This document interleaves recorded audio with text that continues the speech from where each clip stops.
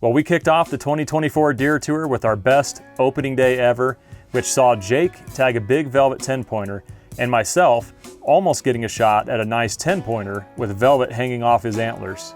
The next couple of days, however, heated up temperature-wise with highs over 100 degrees. So we used that time to get some editing done and then got back after it in a different creek bottom spot that I had scouted prior to the season where I found several shooter bucks. We played cat and mouse with a wide 10-pointer and saw him on several occasions, but it was either through the spotting scope or he was over 150 yards away and we only caught a quick glimpse of him. So after that, we headed back to the original creek bottom spot and tried to find the 10-pointer that Ted and I had the encounter with on opening day. Though we saw a lot of the same younger bucks, we weren't able to get eyes on the 10-pointer. I did, however, punch a doe tag on the last day that Brett was in camp, and we got some good exercise, and by we I mean mostly Brett, got some good exercise by carrying the deer over a mile on our shoulders. So after a solid week of editing episodes, I'm more than ready to get back in the field and I'm headed back to the same spot where I started the season. But this time, I've got a far corner of the creek bottom in mind that I haven't been able to glass into effectively yet, and my gut tells me there's probably a bigger buck tucked somewhere back in there.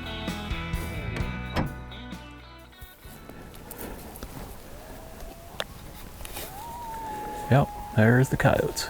That's about the third different pack that I've heard since walking out from the truck. They are just thick.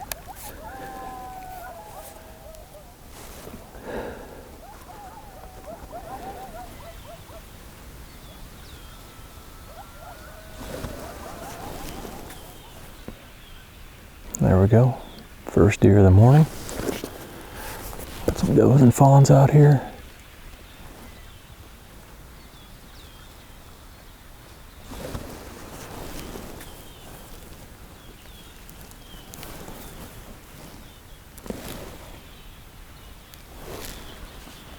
I've got 3 coyotes behind me right now.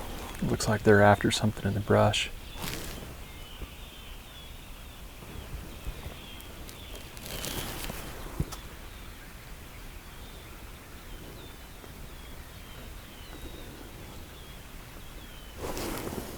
Oh, looks like they just nabbed a rabbit.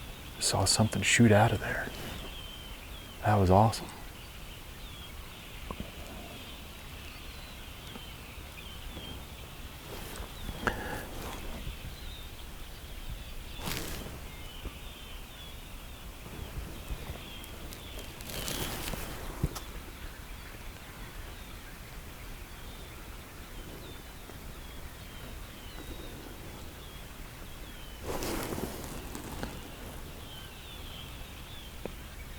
Oh, there's a good buck right there. All right. Enough of the coyotes. There's just a whole pile of deer coming down that point. One of them's a good one. Oh yeah, real good one. That's what I was hoping to find back in here. Now, let's see where he ends up.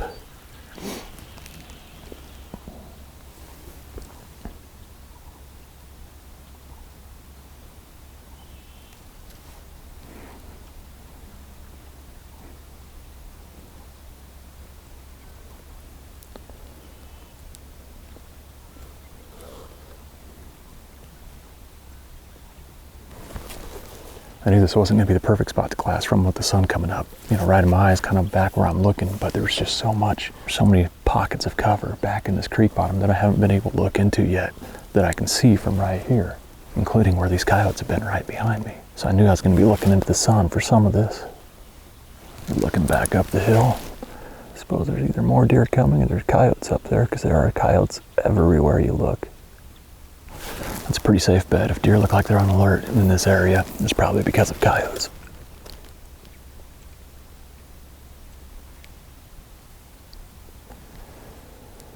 Well, if anything, I'm going to get some beautiful footage out of this. That is awesome.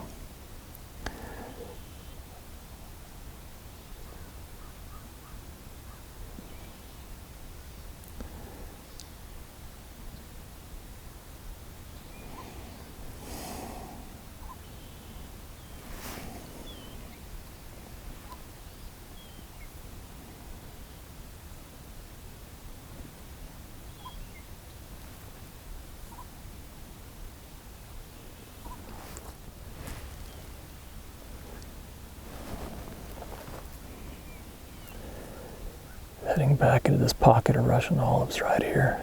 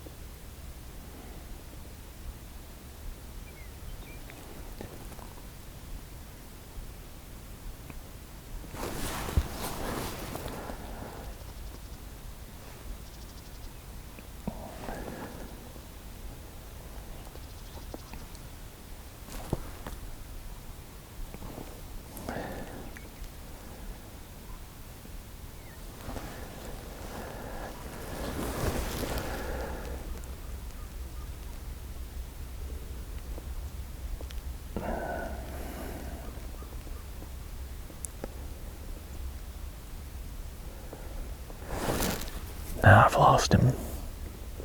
He's working towards that Russian olive, and all I could see was the reeds moving, and the reeds stopped moving.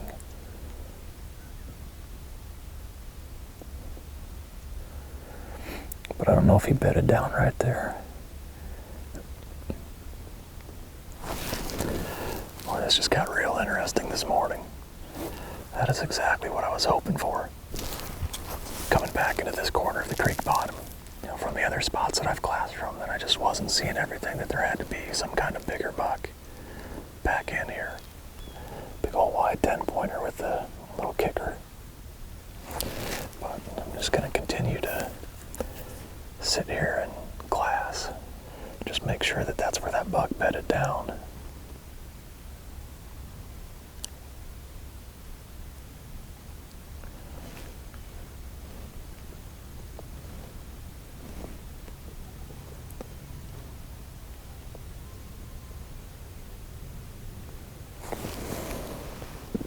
I've been watching that spot where that buck bedded down.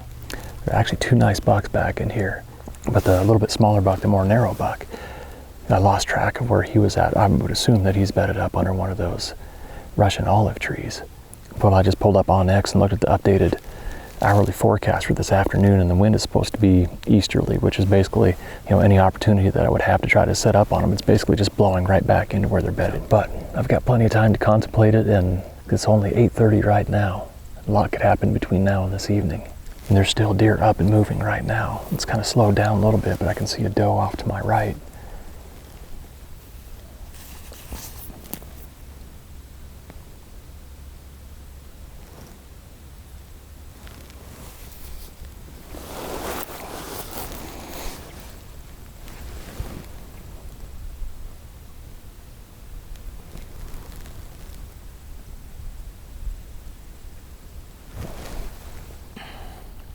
Well, it's about 10 o'clock right now. That buck bedded down at about 7:30, and I haven't seen anything of him since. But while I'm sitting here, I've got nothing but time. I figured I would talk about the spotting scope system that I'm using this year. I've used it for the first couple weeks of the season here, and I've absolutely loved it. It's a Vortex Razor spotting scope, and it's a 13 to 39x magnification. But as you can tell, it's just super compact, super lightweight. But another thing that I really love about it, and I noticed when I was editing the first couple episodes of the deer tour, is that the footage that I'm getting through the spotting scope is really, really good. And obviously that's a big part of what we do and what I love to do. Now, of course, when you're filming through the spotting scope in low light, and maybe you're zooming way in on the spotting scope, you're zooming in on your phone digitally as well, yeah, the image starts to fall apart. It's not going to be as good as a dedicated video camera or a mirrorless camera with a good telephoto lens. But in good lighting situations, filming in 4K on the phone, it gets amazing footage. And then as far as attaching the phone to the spotting scope, I have an all-in spotting scope adapter. But this all-in system just works perfectly every time. I mean, it's super simple. Just uses a magnet, snaps right in place. There's no fiddling around with it. And then I use the 2X lens on the iPhone, and that zooms into the point where there's no vignetting, or at least very, very little vignetting around the edge. So anyways, that's the rundown on the spotting scope setup. It is now a little after 10 o'clock. I'm gonna glass for a few more minutes here. I'll head back to the truck, get something to eat, and then come out early in the afternoon to try to somehow get within bow range of these bucks.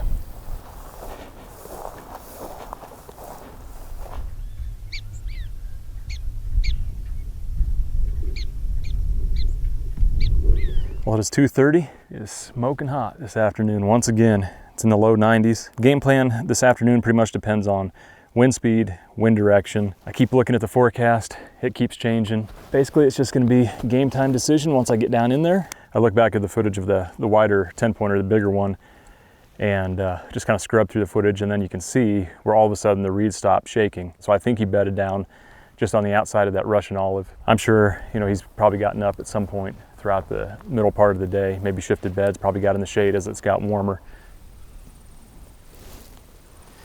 Just got up to this high point here, glass down in. So I'm gonna make a loop out and around and eventually get over by that point right there. And that will put me 100 to 150 yards from where I think those bucks were bedded, which is close. But I don't really think they're gonna go that direction. I think they're probably gonna go back out that peninsula the way that they came in this morning. But I think that's the closest I can get given the wind speed or lack of wind speed. If it was real breezy, you know, I could try to get in there closer, but walking through those reeds would be really, really loud.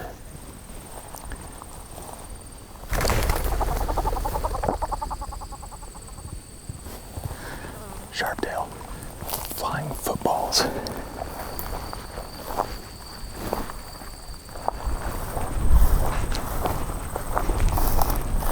You can start to see the tops of those Russian olives. I'm in a little low spot here, and there's a bank. I'm gonna try to get up to that bank, and just on the other side of it is where I figured I would try to set up. Get to that berm, and then probably just belly crawl over the top of it. Don't know if it's gonna work for a setup or not, but we'll find out.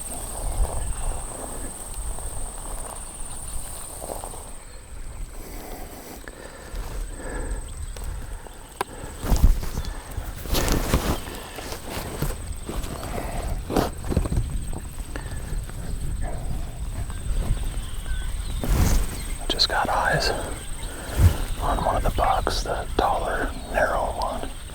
He's exactly where I thought he would be. He's just up browsing. Not that far away. Maybe 125 yards, 150 yards. Almost to the spot that I wanted to get to. It's just right over that berm right there, right over that little ridge. Kind of out in the open here, don't really have much cover other than just staying low out of his line of sight.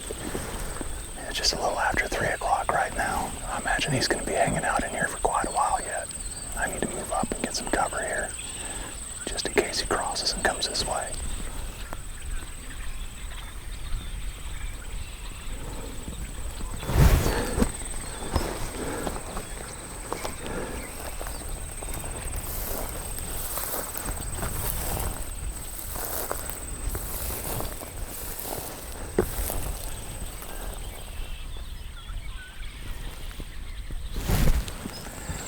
Snuck down in here and saw that buck, and he eventually went back into the under those Russian olives, and I'm assuming bedded back down. You know, from here he's probably only 125 to 150 yards away, assuming he's still there. Originally I wanted to get to that tree right there on that bank. I picked up over there and looked at it, and there just wasn't very much cover there to work with. And the wind, of course, has just died down to about nothing. There's a storm front moving in. There's supposed to be chance of thunderstorms after dark, but it was supposed to bring breezier conditions, but it has not done that. It's just dead calm. So anyways, I just snuck through this low spot and got kind of down in this low area right here to where it opens up, just immediately adjacent to all the tall reeds and the Russian olive trees where that buck was bedded at, and then that wider, bigger buck was bedded in deeper. I'm guessing what they're gonna do is go out back up onto that point, kind of that peninsula that runs down in here. I can just barely see the top of it right there. That's the way they came in this morning. I'm assuming that's the way they'll go out this evening. I'm just going with a little natural vegetation ground blind setup tonight, just kind of off of the point of this. I'm probably just gonna have to stay low, stay hidden, hope that he comes through and draw back and wait for him to walk through a shooting lane. I got the camera all decked out trying to break up the outline. I don't know if these bucks will come through here or not, but who knows? It wouldn't take much for those bucks to come this way. Browse around in this open area before they go on out to the ag field up on top. They're obviously comfortable back in here. I'm assuming they're bedding in here day after day. I can't catch them today. Maybe get on them tomorrow with a different wind.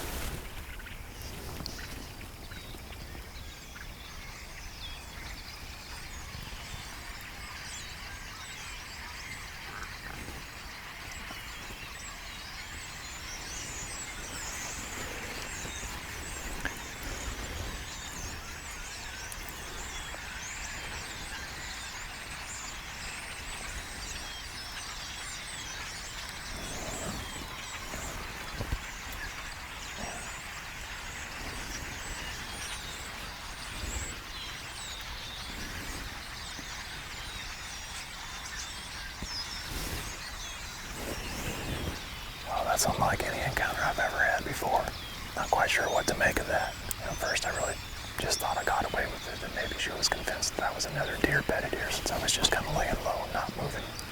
But then I eventually moved a little bit, and I know that she saw me. It's like, oh great, here we go. But then she kept getting closer and closer and was feeding. I wasn't acting alarmed in the slightest, curious, but not alarmed. She's been around me for about 30 minutes now. She got as close as probably 8 to 10 feet, 360 camera. We should have some pretty interesting footage, or at least hopefully it does. But anyways, I need to keep watching in case a buck comes out. Pay close attention, but I've got a decoy out here. She's been hanging around me forever, acting calm, feeding. That makes me wonder if, perhaps she's sick. That's definitely not normal behavior. If she made it 360 degrees around me, I know she should have been able to smell me. Trust me, I can smell myself, just from sweating today. I can still hear her over here feeding, just picking and browsing. So hopefully those bucks come out and see her and feel comfortable and come over this way. That was something else. Either she's never seen a human or isn't afraid of humans, which this is public land that gets heavily hunted, so I doubt that's the case. I hope she's not sick, but it's definitely not normal behavior.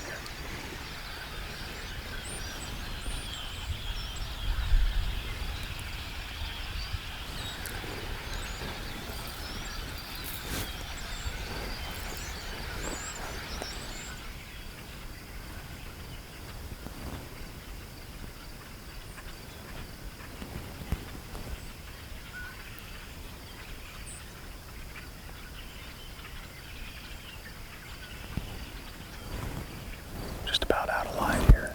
That doe is the only deer that I had come out here that I could see.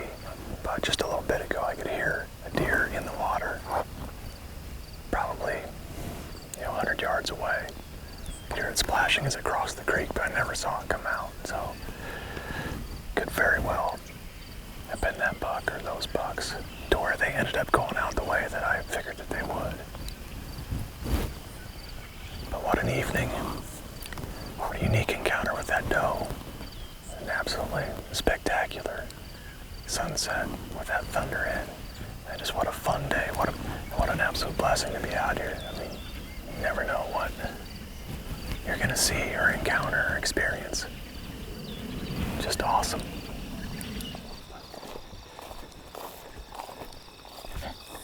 Holy cow.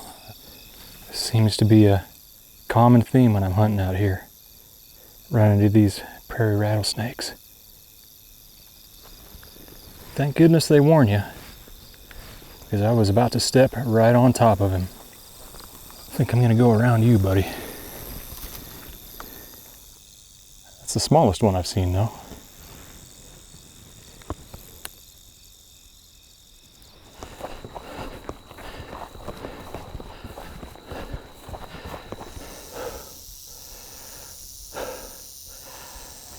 I don't know if y'all can hear that. Besides the rattlesnake, I'll be quiet here for a second. You might be able to hear my heart beating through the microphone. This is the second rattlesnake that I just about stepped on tonight, and this one was really close. That's why my heart is racing. The first one, he gave me plenty of warning. I was on top of this one. It would have been hilarious if it had been in daylight and I had somebody filming me. It would have looked just like Aaron high-stepping it when I threw that stick at him and told him it was a snake. It was just like that. He was high-stepping.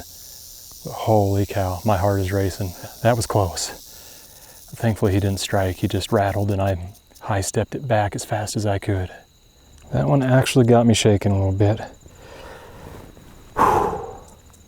Hopefully that is the last rattlesnake for the night. About halfway back to the truck, so no guarantee that there won't be more. I normally don't use a headlamp at night, especially when I'm walking across open ground. You don't really need to navigate around anything, but apparently I need to navigate around these rattlesnakes. So use my headlamp so I can see what's in front of me, because I dang near stepped on that thing. Man. I mean, that's got me heart racing, kind of almost that sick to your stomach type feeling, because that was close. Man. Oh, good grief. I made it Now I'm gonna do a walk around, make sure there's no snakes around my truck. That got me a little nerved up. I think the coast is clear.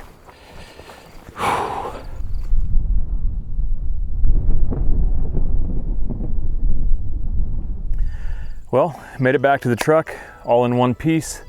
As you can probably tell behind me, there's a heck of a thunderstorm moving in. Long line of thunderstorms and potential for some heavy rain, which unfortunately, this particular spot, if it gets a lot of rain, the roads get really, really bad. There's potential for getting stuck. Then of course you're just tearing up roads too. So I think I'm gonna have to back out of here right now. Maybe try to come back in after the storms have passed if it doesn't rain as much as what it looks like it might, but there's a lot of red on the radar. So anyways, it was an eventful day and ending it with a pretty incredible lightning storm here. So I'm gonna pack things up, get out of here, and we'll see what the storm does, whether I can come back in and try hunting tomorrow, or maybe this is just gonna be it. I was hoping for another day to get after these bucks, but anyways, packed a lot into 24 hours here. Fun day of hunting, and hopefully can get back after these bucks sometime again here soon. But it sounds like Aaron and Hayden, Nick and Brett, they're all in Missouri. It sounds like they're on bucks right away. Exciting time here, mid-September. It's been an awesome start to the deer tour here.